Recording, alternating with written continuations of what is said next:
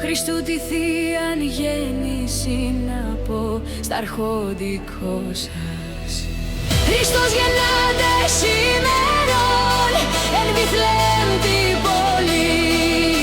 Οι ουρανοί αγαλώνται, χέρι φύσης όλοι.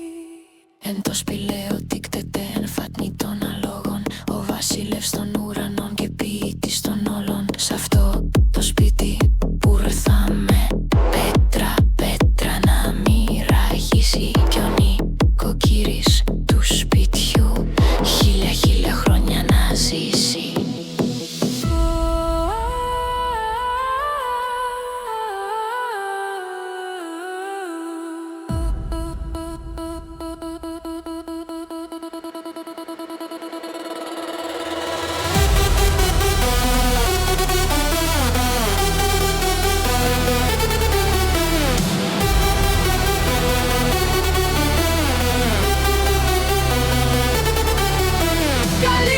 Εσπέρα, αρχόντες, αν είναι ο ορισμός σας. Χριστού τη Θείαν γέννηση να πω στα αρχόντικό σας. Χριστός γεννάται σήμερον εν Βιθλεέμ την πόλη. Οι ουρανοί αγαλώνται, χέρι φύσης όλοι.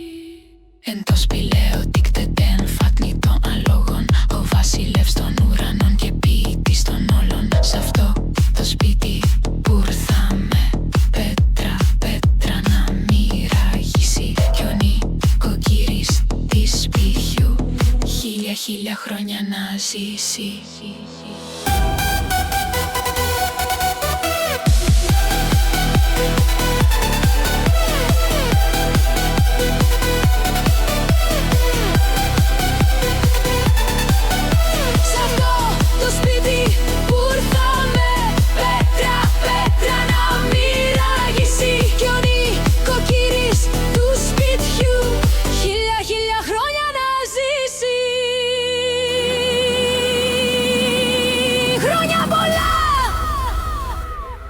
Και του χρόνου